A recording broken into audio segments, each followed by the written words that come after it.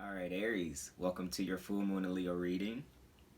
So, right off the back, we got out for you guys parenting and effort. And what I got from this is that this time where the full moon is taking place is really causing you to have to go within and look at your inner child and decide what things, what issues, what feelings that reside within your inner child that you may not have fully addressed yet, that you may not have fully put in the effort to really understand and to give back to them, him or her, that inner child in a way that is really healing and able to transcend whatever barriers that you have put up for yourself because of those pains, because of that protection that you wanted to have for yourself. I think it's about if you have been acting out your protection mechanisms for your inner child in ways through anger, in ways through defensiveness, in ways through um, just distancing yourself from other people. I think it's saying putting less energy and effort into doing it that way and actually put more energy and effort into actually having a conversation with your inner child. And with that conversation, what you want to talk about is things of the fifth house. This is the next card you got out. Things that make you happy, genuinely makes you happy, generally makes you feel free and open and expressive in a non-confrontational way. Now I get, Aries, it's very much so represents the soldier energy. It represents the person who kind of likes a little battle at hand, but Aries also has this beautiful energy of a child. Don't keep in mind it is the first sign of the zodiac, meaning that it's this pure source energy that runs through you guys that really fuels you to do whatever honestly that you want to do. And that's a beautiful energy when it's used in a way to expand life and to explore life. Um, Not so good when it's used to hurt others and to hurt yourself, which is the energy that you could get into if you don't do the proper parenting within yourself, the reparenting, so you can really, like I said, give yourself what you need. Then you have Sagittarius after that. So with Sagittarius energy being presented here is really just saying using that wisdom that you guys have now. You have the awareness of yourself. You actually have the awareness of what your inner child may need. You have the wisdom and the techniques to help you get through those things in a more productive and healthier way. It's about applying that wisdom, really understanding that it's really up to you seeing the patterns in your life and allowing that to help you decide where you want to go further, using that cardinal energy that you guys are as an Aries to direct your new path now.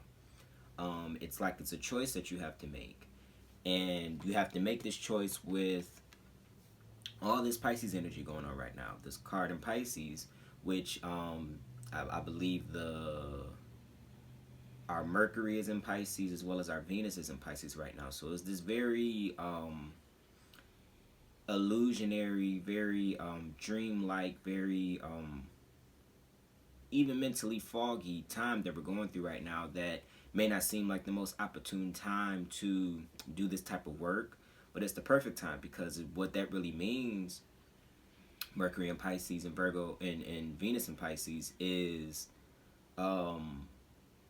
having a direct access to the subconscious mind, and in our subconscious mind is where our inner child lives. It's who our inner child is in a sense. So um again, using that effort, using that attention, using that wisdom to sift through this very murky, very deep water time of Pisces energy, to come out of it very clear. So by the time we do hit Aries season, and it's time for all of us to really put in that work and that time and that effort, to get whatever we're going after, you'll be much more clear about what your internal is telling you, and it'll be a lot clear, a lot more clear.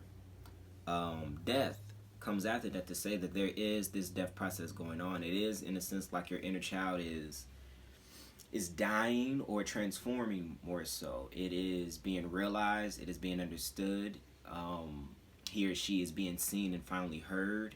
And through that process, it's able to mature. It's able to kind of grow up in the ways that it was once immature because of the lack of tools that it had, the lack of attention that it was given.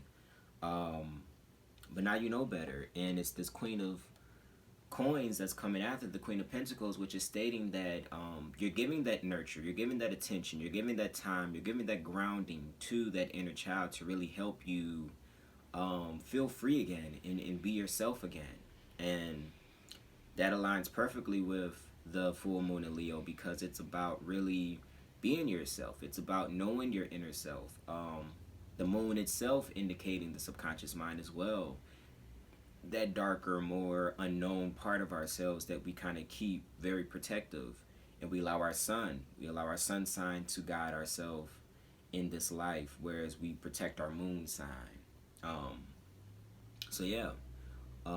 Whether you are an Aries sun, moon, rising, or any prominent placement that you're watching this video for, it's stating that whatever area that you use your Aries energy to protect, whatever area that is the area that needs that attention, needs that parenting, needs that love, needs that nurture right now. So just make sure you're giving it to it. And keep in mind, as you're doing this, is because you're really building a new foundation for yourself. The Queen of Pentacles is very nurturing and loving, but she's also very stable and very goal-oriented herself. So these are all playing into the parts of what you want to be and become once you really get there. And ending it off with the King of Cups in reverse. So this is about, I almost want to say, being less analytical about your emotions. I think, you know, Aries, all fire signs, their heart is what leads them. So it's actually a good thing for you to really come from your heart space and know how to properly engage and handle and express your emotions. Whereas the King of Cups in reverse gives me this energy where you're over analyzing,